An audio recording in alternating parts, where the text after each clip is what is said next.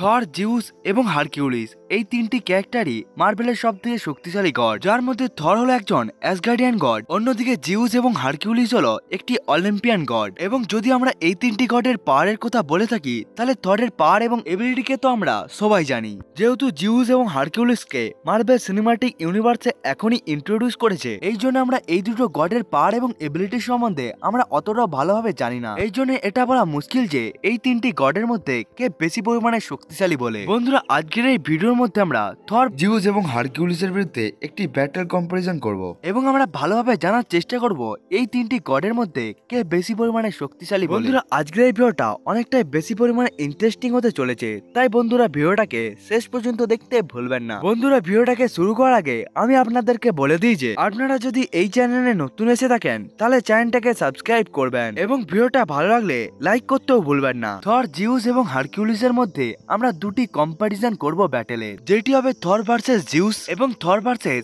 Hercules. সব থেকে প্রথমে শুরু করা যাক থর ভার্সেস জিউসের কাছ থেকে। সব থেকে প্রথমে আসা যাক থরের কাছে। থর হলো অ্যাসগার্ডিয়ান গড, যে হলো গড অফ থান্ডার, যে ওডিনের ছেলে এবং নটি রেলমের প্রোটেক্টরও হয়ে থাকে। একটি গড হওয়ার জন্য থরের কাছে সমস্ত ধরনের গডের পাওয়ার রয়েছে, যেমন god like strength, god like durability, super speed, stamina এবং সুপার হিলিং ফ্যাক্টর। থরের বয়স খুবই ধীরে ধীরে বাড়তে থাকে, এই জন্যই থর 1000 বছর ধরে বেঁচে রয়েছে এবং আগে গিয়েও সে 1000 বছর ধরে বেঁচে থাকবে। থরকে গড অফ থান্ডার বলা হয়। থরের কাছে থান্ডারের পাওয়ার রয়েছে, সে ওয়েদারকে কন্ট্রোল করতে পারে, সে বিভিন্ন ধরনের লাইটিং কে স্ট্রাইক করতে পারে এবং সে থান্ডারকে স্ট্রাইক করে সে বিভিন্ন ধরনের শত্রুর উপর অ্যাটাকও করতে পারে। থরের কাছে গড লাইক বেপেনও রয়েছে, যেটি হলো মিওনির এবং স্টর্মবেকার। থরের এই বেপেন গুলো এতটাই বেশি পরিমাণে শক্তিশালী যে থরকে যে কোনো লড়াইয়ের মধ্যে অনেকটাই বেশি পরিমাণে অ্যাডভান্টেজ দিয়ে দেয়। এমসিইউর মধ্যে থর নিজের পাওয়ারফুল ফিটসকেও অনেকবার প্রদর্শন করেছে, যেমন থর 1 মুভির মধ্যে থর ওই ডিস্ট্রয়ারকে একেবারে ধ্বংস করে দিয়েছিল, যেটি ওডিনের ম্যাজিক দিয়ে তৈরি হয়েছিল। এমনকি ডিস্ট্রয়ার এতটাই বেশি পরিমাণে শক্তিশালী ছিল, যেটিকে ওডিন ব্যবহার করে থাকতো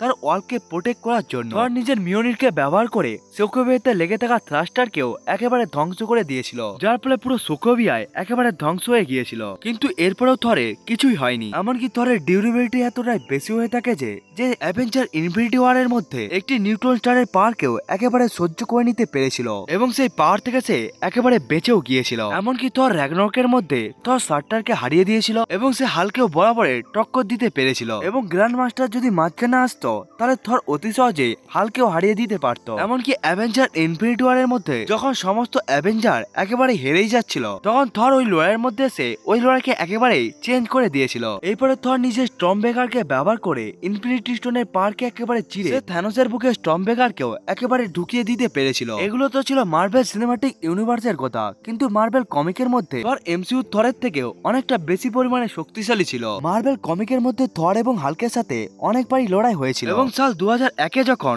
থর এবং হাল্কের মধ্যে ক্রসওভার হয়েছিল, তখন থর হাল্কের উপর এতটাই শক্তিশালী একটি পাওয়ারফুল স্টর্ম অ্যাটাক করে, যার ফলে হাল্ক একেবারে অজ্ঞান হয়ে যায়। এমনকি একবার থর নিজের হাতকে ব্যবহার করে ওয়াল ইঞ্জিনকে একেবারে পুশ করে দিয়েছিল, যে ওয়াল ইঞ্জিনটি পুরোভাবে নটি রেলমের সাথে একেবারে কানেক্টেড ছিল। থর অ্যাডমেন্টিয়ামের কেবলকে একেবারে নিজের হাতের সাহায্যে ব্রেক করে দিয়েছিল। মাইটি থর সিরিজের মধ্যে থর গ্লাকটাসকে একেবারে নকআউট করে দিয়েছিল, সিলভার সার্ফারের ফোর্সকে একেবারে ডিস্ট্রেক্ট করে দিয়েছিল, এমনকি থর ওয়াল সার্পেন্টকেও নিজের হাতের সাহায্যে একেবারে তুলে নিয়েছিল। এগুলোই হলো থরের পাওয়ার এবং এবিলিটি। এবার আসা যাক জিউসের কাছে। জিউস হলো একটি অলিম্পিয়ান গড, যাকে গড অফ লাইটিং এবং গড অফ স্কাইও বলা হয়। জিউস সমস্ত প্রকার অলিম্পিয়ান গডের কিং, যেমন ওডিন সমস্ত অ্যাসগার্ডিয়ান গডকে রুল করতে থাকে, তেমনই জিউস সমস্ত প্রকার অলিম্পিয়ান গডের উপরে রুল চালাতে থাকে। এমনকি জিউসের যদি পাওয়ারের কথা বলা হয়, তাহলে জিউসের পাওয়ার এবং এবিলিটি অন্যান্য অলিম্পিয়ান গডের থেকে অনেকটাই বেশি হয়ে থাকে। পাওয়ারকে ছোড়ে যদি শুধুমাত্র স্ট্রেংথের কথা বলা হয়, তখনও জিউসের স্ট্রেংথ অলিম্পিয়ান গডের মধ্যে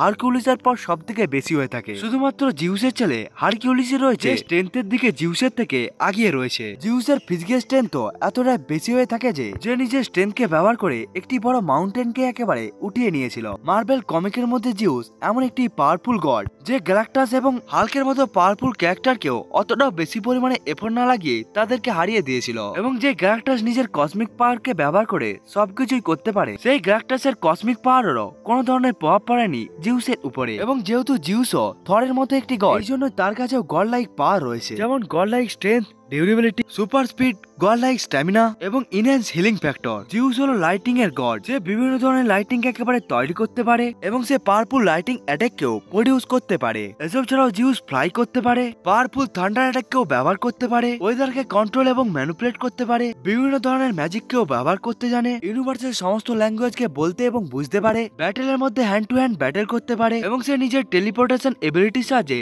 সে নিজেকে যে কোনো জায়গার মধ্যে টেলিপোর্টও করতে পারে। এসব ছাড়াও জিউসের কাছে থান্ডার বোল্ট নামক একটি পাওয়ারফুল ওয়েপেনও রয়েছে, যেটি জিউসের একটি প্রাইমারি ওয়েপেন এবং থর গড অফ থান্ডার মুভির মধ্যে এই ওয়েপেনটিকে থরের স্টর্মব্রেকারের মতোই শক্তিশালী একটি ওয়েপেন মনে করা হয়। জিউসের এই পাওয়ারফুল ওয়েপেন লাইটিংকে প্রডিউস করতে পারে এবং নিজের ইউজারকে সে যে কোনো জায়গার মধ্যে সে একেবারে টেলিপোর্ট পর্যন্ত করিয়ে দিতে পারে এবং থান্ডার বলের এই এবিলিটি অনেকটাই স্টর্মব্রেকারের বাইপোস্টকে খুলে দেওয়ার মতো এবিলিটি হয়ে থাকে এবং থর গড অফ থান্ডারের মধ্যে থর এই থান্ডার বোল্টকে ব্যবহার করেও সে একটি জায়গা থেকে আরেকটি জায়গায় টেলিপোর্ট হয়েছিল। এখন থর এবং জিউসের পাওয়ারকে খুবই ভালোভাবে জেনে নেওয়ার পর এবার আসা যাক এই দুটো ক্যারেক্টারের ব্যাটেল কম্পারিজনের কাছে। বন্ধুরা, আমি আপনাদেরকে প্রথমেই বলে দিই, এখানে আমরা মার্বেল সিনেমাটিক ইউনিভার্সের জিউসের সম্বন্ধে কথা বলবো না, যেখানে মার্বেল কমিকের মধ্যে জিউস একটি খুবই শক্তিশালী এবং সাহসী একটি গড, কিন্তু এমসিইউর মধ্যে জিউসকে একটি ভীতু গড দেখানো হয়েছে, যে গডের সাথেও লড়াই করতে অনেকটা বেশি পরিমাণে ভয় পায়। বন্ধুরা, এই জন্য আমরা এখানে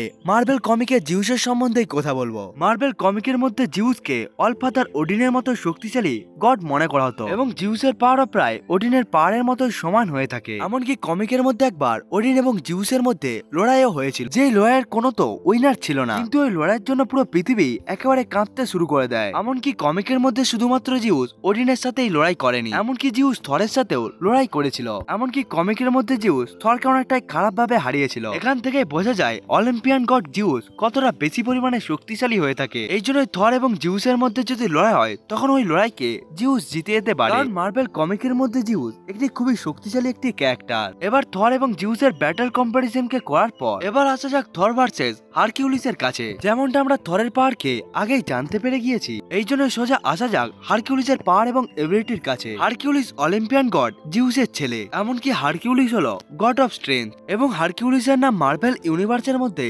সবথেকে শক্তিশালী ক্যারেক্টারদের মধ্যেও একজন বলা হয়। এমনকি হারকিউলিস ফিজিক্যালি এতটাই বেশি পরিমাণে শক্তিশালী হয়ে থাকে যে সমস্ত প্রকার অলিম্পিয়ান গডের মধ্যেও স্ট্রেংথের দিকে সবথেকে বেশি পরিমাণে শক্তিশালী হয়ে থাকে। এমনকি জিউসও নয়। হ্যাঁ, জিউস পাওয়ারের দিকে হারকিউলিসের থেকে অনেকটাই বেশি পরিমাণে আগিয়ে রয়েছে, কিন্তু স্ট্রেংথের দিকে নয়। হারকিউলিসের কাছে আনলিমিটেড লেভেলে স্ট্রেংথ রয়েছে, এটির সাহায্যে সে না পেয়ে না খেয়ে লড়াই করতে পারে। বন্ধুরা, হারকিউলিসের কাছে 1000 বছরের ব্যাটেল এক্সপেরিয়েন্সও রয়েছে এবং 1000 বছর ধরে সে লড়াই করে সে অনেকগুলো লড়াইকেও একেবারে জিতে গিয়েছিল এবং হারকিউলিসের স্ট্রেংথকে মার্বেল কমিকের মধ্যে হাল্ক এবং সেন্ট্রি স্ট্রেংথের মতোই বলা হয়েছিল। যেমন হাল্ক নিজের স্ট্রেংথকে ব্যবহার করে থান্ডার ক্লাবকে প্রডিউস করতে পারে, তেমন ভাবে হারকিউলিসও থান্ডার ক্লাবকে প্রডিউস করতে পারে এবং সেখান থেকে সে পাওয়ারফুল শক ওয়েভকেও জেনারেট করতে পারে। এমনকি হারকিউলিসের স্পিডও অনেকটাই বেশি হয়ে থাকে। হ্যাঁ, সে কুইক সিলভারের মতো অতটা বেশি পরিমাণে ফাস্ট তো হয় না, কিন্তু সে স্পিডের দিকে অনেকগুলো ক্যারেক্টারকে একেবারে হারিয়ে দিতে পারবে। এমনকি হারকিউলিস হ্যান্ড টু হ্যান্ড ব্যাটেলে অনেকটাই বেশি পরিমাণে পারদর্শী হয়ে থাকে এবং সে হকায়ের মতো সঠিক জায়গার মধ্যে পয়েন্ট করতে পারে এবং সে পাওয়ারফুল থেকে পাওয়ারফুল অ্যাটাককে অতি সহজে সহ্য করে নিতে পারে এবং ওই সমস্ত অ্যাটাকের জন্য হারকিউলিস যদি কোনোভাবে ইনজার্ডও হয়ে যায় তখন সে খুব তাড়াতাড়ি নিজেকে হিলও করে নিতে পারে। এসব কেউ ছাড়াও হারকিউলিস যেহেতু একটি অলিম্পিয়ান গড, এই জন্যই তার কাছে সমস্ত ধরনের গড লাইক পাওয়ার রয়েছে, যেমন god like strength, god like durability, super speed এবং অ্যাডভান্স স্ট্যামিনা। এবার হারকিউলিস এবং থরের পাওয়ারকে ভালোভাবে জেনে নেওয়ার পর আসুন এবার আসা যাক এদের ব্যাটেল কম্পারিজনের কাছে। হারকিউলিস ক্লিয়ারলি স্ট্রেংথের দিকে থরের থেকে আগিয়ে রয়েছে, কারণ হারকিউলিস হলো গড অফ স্ট্রেংথ, যার ফলে তার স্ট্রেংথ সমস্ত গডের মধ্যে সব থেকে বেশি হয়ে থাকে। কিন্তু কোন লড়াইয়ের মধ্যে শুধুমাত্র স্ট্রেংথই শুধুমাত্র ম্যাটার করে না, স্ট্রেংথকে ছাড়া আরো অনেকগুলো ফ্যাক্টরকে কনসিডার করা হয়, যেমন power, battle experience, durability, healing factor এবং ওয়েপন্স। হারকিউলিস ব্যাটেল এক্সপিরিয়েন্স এবং ডিউরেবিলিটির দিকে সে থরের মতো সমান হলেও, এমনকি সে স্ট্রেংথের দিকে সে থরের থেকে অনেকটা বেশি পরিমাণে শক্তিশালী হলেও, কিন্তু এরপরেও থর পাওয়ারের দিকে হারকিউলিসের থেকে আগিয়ে রয়েছে, কারণ থর হলো গড অফ থান্ডার, যার কাছে লাইটিং এবং থান্ডারের পাওয়ার রয়েছে, যেটিকে সে নিজের ইচ্ছে অনুসারে ইউজ এবং কন্ট্রোল করতেও পারে। এবং থরের লাইটিং পাওয়ার এতটাই বেশি পরিমাণে শক্তিশালী হয়ে থাকে যে যেটিকে সে ব্যবহার করে সে থর র্যাগনরকের মধ্যে থরকেও হারিয়ে দিয়েছিল। এই জন্য এমসিইউর মধ্যে যদি কখনো হারকিউলিস এবং থরের মধ্যে লড়াই হয় তখন হারকিউলিসের স্ট্রেংথের জন্য হারকিউলিস কিছু সময়ের জন্য থরের উপরে ভারী তো পড়বে, কিন্তু সবশেষে গড অফ থান্ডার নিজের থান্ডার এবং নিজের লাইটিং পাওয়ারকে ব্যবহার করে সে হারকিউলিসকে একেবারেই হারিয়েই দিবে। এবং এটাকে আমি এই জন্যই বলতে পারি কারণ মার্ভেল কমিকের মধ্যে যতবারই থরের সাথে হারকিউলিসের লড়াই হয়েছে ততবারই হারকিউলিস নিজের স্ট্রেংথকে ব্যবহার করে থরের উপর কিছুটা মাত্রই ভারী পড়েছিল, কিন্তু থর নিজের থান্ডারের পাওয়ারকে ব্যবহার করে প্রত্যেকবারই হারকিউলিসকে হারিয়েই দিয়েছিল। এই জন্য থর ভার্সেস হারকিউলিসের এই লড়াইকে থরই জিতে যাবে। এবং এখানে আমরা থরে স্টর্ম বেকারের সম্বন্ধেও কথা বলিনি। আমরা থর এবং হারকিউলিসকে যদি তাদের বেপেন্সের সাথে দেখি তখনও থরের স্টর্ম বেকার হারকিউলিসের গোল্ডেন আর্ট বেপেনের উপর অনেকটাই বেশি পরিমাণে ভারী পড়বে। গড অফ থান্ডার থরকে তার বেপেনের সাথে আটকানো অনেকটা একটি মুশকিল কাজ। বন্ধুরাতে হারকিউলিস, থর এবং জিউসের মধ্যে জিউস হলো সবথেকে বেশি পরিমাণে শক্তিশালী গড এবং এরপরে শক্তিশালী গড হলো থর এবং এরপরে রয়েছে গড অফ স্ট্রেংথ হারকিউলিস। বন্ধুরা এটা তো ছিল আমার ওপিনিয়ন, আপনার কি মনে হয় এই তিনটি গডের মধ্যে কে বেশি পরিমাণে শক্তিশালী? এটিকে বন্ধুরা আপনারা কমেন্ট করে বলতে ভুলবেন না। বন্ধুরা আজকের এই ভিডিওটা এতটা পর্যন্তই, দেখা হচ্ছে অন্য একটি ভিডিওতে, ততক্ষণের জন্য বাই বাই।